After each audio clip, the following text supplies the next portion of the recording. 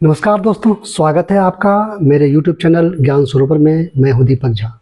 आज का प्रश्न है, दो चर वाले रैखिक समीकरण क्या होता है, उस पे हमको चर्चा करना है। तो दो चर वाले रैखिक समीकरण क्या होता है, आइए समझते हैं।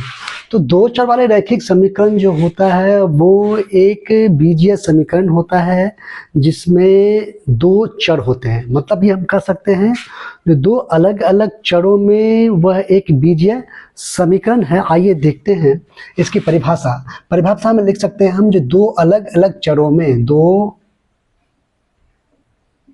अलग अलग चरों में बीजीय समीकरण, दो अलग अलग चरों में बीजीय समीकरण जिसमें चर का घात एक होता है दो चर वाले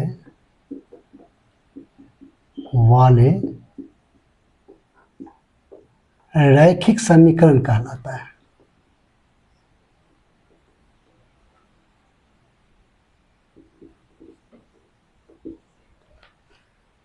समझ गए होंगे।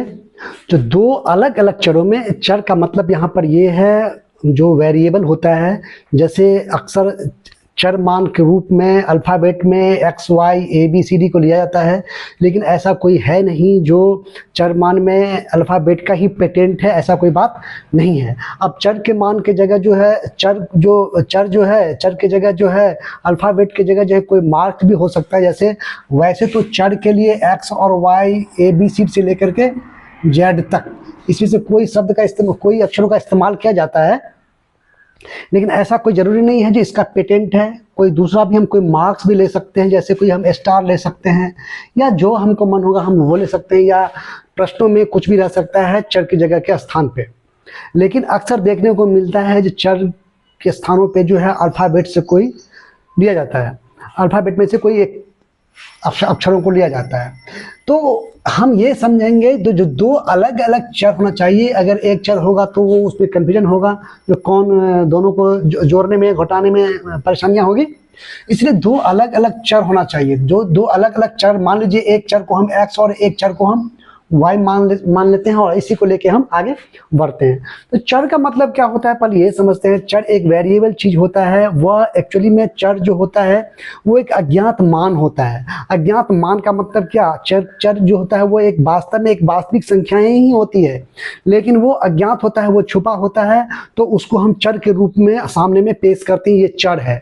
लेकिन वास्तव में वो एक वास्तविक संख्याएं ही होती हैं जो वास्तव में अंत में आंसर में हमें जो है वो प्रकट होके आता है, और बाद में हमको उस चर का वैल्यू जो है वास्तविक संख्या के रूप में हमको देखने को मिलता है। लेकिन जब तक हमको उसका वास्तविक मान हमको पता नहीं चलता है, तब तक उसको चर मान के रूप में उसको हम देखते रहते हैं, और इसीलिए उसको हम बोलते हैं ये वेरिएबल है। मतलब ये बदल सकता है और ये अपने परिस्थिति के अनुसार बदल सकता है। किसी किसी प्रश्नों में जो है एक्स का वैल्यू क्या कुछ आ जाएगा, किसी किसी प्रश्नों में एक्स का वैल्यू क्या आ जाएगा, तो उसका कोई एक निश्चित मान नहीं होता है। लेकिन हाँ, एक प्रश्नों के लिए उसका एक निश्चित मान होता है। लेकिन जो अचर मान होता है, जैसे अचर मान जो वास्तविक संख्याएं होते हैं वही अचर मान के रूप में हम लोग देखते हैं। जैसे आप मान लीजिए दो है, दो एक वास्तविक संख्या है और अचर है। दो कहीं भी रहेंगे तो उसका वैल्यू दो ही रहेगा, चाहे वो कोई प्रश्न में इस्तेमाल किया गया हो, वह दो ही रहेगा। आइए देखते हैं इसको फिर से समझते हैं। तो दो चर वाले रैखिक संबंध, दो चर वाले रैखिक समीकरण का रूप जो होता है वो होता है A X plus B Y plus C equal to 0। अब यहाँ पे प्लस माइनस हो सकता है, उससे कोई फर्क नहीं पड़ेगा।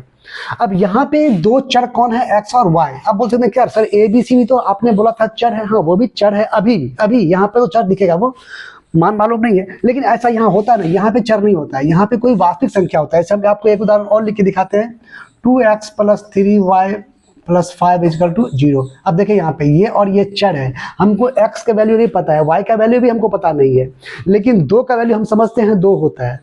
अगर हम किसी को कहें जो 2 पुस्तकें हमको ला के दीजिए, तो हमको आराम से 2 पुस्तकें ला के दे सकता है। लेकिन अगर हम कहें X पुस्तकें हमें ला के दीजिए, X कलम ला के हमको दीजिए, X कलम खरीद के ला के दीजिए, तो हमें मुश्किल होगी कितना हम खरीद के लाएंगे और कितना हम खरीद के लाएगा वो।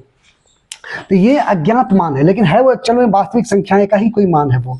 ये अज्ञात मान है, इसीलिए इसको हम चर बोलते हैं, क्योंकि अभी अज्ञात है तो ये चर के रूप में यहाँ पे अभी विद्यमान है। तो ये जो है वो 2 चर वाले रैखिक समीकरण का एक उदाहरण है। तो इसी को हम व्यापक रूप में लिखने के लिए, एक रूप दिखाने के लिए हम इस रूप में इसको दिखाते हैं, जहां पर A, B और C जो है वो क्या है, एक वास्तविक संख्या है।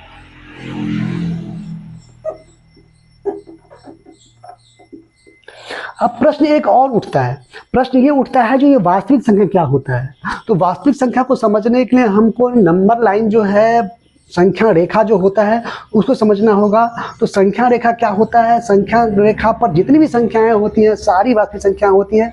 हम जितने भी संख्या इस्तेमाल करते हैं पढ़ाई लिखाई में, जितना भी हम यहाँ पे इस्तेमाल कर रहे हैं या जहाँ भी हम आगे इस्तेमाल कर रहे हैं, वो सारी वास्तविक संख्याएं होती हैं। तो वास्तविक संख्या को 2 भागों में बांटा जाता है, परिमेय और अपरिमेय में। तो कहने का मतलब ये है जो जितने भी नंबर लाइन पे संख्या है सारी वास्तविक संख्याएं होते हैं, चाहे वो परिमेय हो चाहे अपरिमेय हो। और परिमेय में चाहे वो सम हो, विषम हो, भाज्य हो, अभाज्य हो, चाहे वो धन पूर्णांक हो, चाहे वो ऋण पूर्णांक हो, जो भी हो, सारे जो है वो वास्तविक संख्याएं हैं। तो यहाँ पर A, B, C जो है इसमें से कोई भी हो सकता है। परिमेय भी संख्या हो सकता है, अपरिमेय संख्या हो सकता है, और धन पूर्णांक, ऋण पूर्णांक, प्राकृत संख्या, सम पूर्णांक, विषम पूर्णांक, भाज्य संख्या, अभाज्य संख्या, कोई भी संख्या यहाँ पे हो सकती है। ABC यहाँ पे कुछ भी हो सकता है। देख लें यहाँ पे 2 है, 3 है, 5 है, ठीक है। और इसमें एक बात और ध्यान रखना होगा, क्या जो A और B ये दोनों जो खास करके है वो 0 नहीं होना चाहिए। अगर 0 हो जाएगा A और B, तो उस स्थिति में जो है वो चर का वैल्यू जो है वो खत्म हो जाएगा, तब वो 2 चर नहीं रह पाएगा। यदि मान लीजिए A और B दोनों 0 हो गया, ये मतलब ये 2 भी 0 हो गया और 3 भी 0 हो गया, तो X को भी खत्म कर देगा और Y को भी खत्म कर देगा, 0 कर देगा। तो फिर कोई उसका अस्तित्व नहीं रह पाएगा और 2 चर का कोई बात नहीं रह पाएगा। इसीलिए यहाँ पे ध्यान ये रखना होता है जो ये A और B जो है ये 0 नहीं होना चाहिए। C 0 हो सकता है, तो इसीलिए A और B 0 नहीं होना चाहिए, ये बात हमको ध्यान रखना होगा। और दूसरी बात, जो ये 2 चर देख ही रहे हैं, और इसमें एक बात और, पहले तो इसको समझें, ये महत्वपूर्ण चीज़ इसमें यहाँ पे है, जो कि इसी को समझना होगा। इससे संबंधित ये भी है, इसके और कई भी उदाहरण हो सकते हैं। जैसे यहाँ पे हम माइनस लगा सकते हैं, यहाँ पे भी माइनस लगा सकते हैं, यहाँ भी माइनस लगा सकते हैं, या यहाँ माइनस लगा देंगे, यहाँ प्लस, यहाँ माइनस, यहाँ माइनस, यहाँ प्लस, यहाँ प्लस, कोई फर्क नहीं पड़ेगा प्लस माइनस से उसको। लेकिन ध्यान हमें क्या रखना है, 2 चर होना चाहिए और चरों का घात 1 होना चाहिए। यहाँ पे अगर हम देखें, यहाँ पे चर का घात कितना है, कुछ नहीं है, 1 है, कुछ नहीं है, 1 है। तो 1 जो है वो घात लिखा नहीं जाता है, इसलिए 1 लिखा नहीं जाता, इसलिए नहीं लिखते हैं कोई। तो इसका घात कितना है, 1 है, इसलिए यह रैखिक है। तो हमने यहाँ क्या देखा है, 2 चर है और उसका घात 1 है, इसलिए 2 चर में रैखिक है। और समीकरण देख रहे हैं, एक बराबर देकर के कुछ ना कुछ वैल्यू है, इसलिए एक समीकरण है। ये समीकरण में क्या होता है, 2 पार्ट होते हैं, बराबर के इस साइड और उस साइड। तो दोनों पार्ट में कुछ ना कुछ वैल्यू होना चाहिए। तो दोनों पार्ट में कुछ ना कुछ वैल्यू है, इधर वैल्यू है, उधर वैल्यू भी 0 है। तो कहने का मतलब ये एक समीकरण है। तो हम ये क्या हमने कभी देखा, 2 चर वाले रैखिक, ये एक समीकरण का उदाहरण है ये, और उसका व्यापक रूप हम इसको ऐसे बोलते हैं। तो ये 2 चर वाले रैखिक समीकरण को पता चल गया। अब अगर इसके हल की बात करा जाए, तो इसको यदि हम इसका हल ज्ञात करेंगे, तो 2 चर वाले रैखिक समीकरण यदि एक ठो है, यदि एक समीकरण है 2 चर वाले रैखिक समीकरण का, जैसे यहाँ पे एक समीकरण है ये, अगर ऐसे ही अगर एक समीकरण और आ जाए, तो उसको एक साथ लेकर के उसको हम हल करते हैं, तो उसको हम बोलते हैं 2 चर वाले रैखिक समीकरण युग्म। और अक्सर जो है 2 चर वाले रैखिक समीकरण युग्म एक साथ होकर के हल होता है। लेकिन यहाँ पे यदि एक समीकरण की बात करा जाए और इसके हल की बात करा जाए, तो 2 चर वाले रैखिक समीकरण यदि एक तो है, तो उसके अनगिनत हल होंगे। बहुत सारे एक्स का वैल्यू और वाई का वैल्यू ऐसा है जो उसको संतुष्ट करेगा। और इसके ग्राफ की बात करा जाए, दो चर रैखिक समीकरण के ग्राफ की बात करा जाए तो इसके ग्राफ जो है वो एकदम सीधी सरल रेखा प्राप्त हमको होती है। तो इस प्रकार आज हमने दो चर वाले रैखिक समीकरण के विषय में पढ़ा है। आगे हम इसके युग्मों के बारे में और आगे इसके जो हल होते हैं उसके विधियों के बारे में समझेंगे, और आगे हम कई तरह के इस विषय पे चर्चा करेंगे। और आगे फिर इस मुलाकात होगी इसी विषयों के साथ, इसी प्रश्नों के से मिलते जुलते हुए प्रश्नों के साथ आगे फिर मुलाकात होगी। तब तक के लिए बाय। और जाते हुए जरूर कहेंगे जो लाइक करें, शेयर करें और कमेंट्स करें, मुझे बहुत अच्छा लगेगा, मैं उस पर रिस्पॉन्स करना चाहता हूँ। आगे आपकी इच्छा। बाय।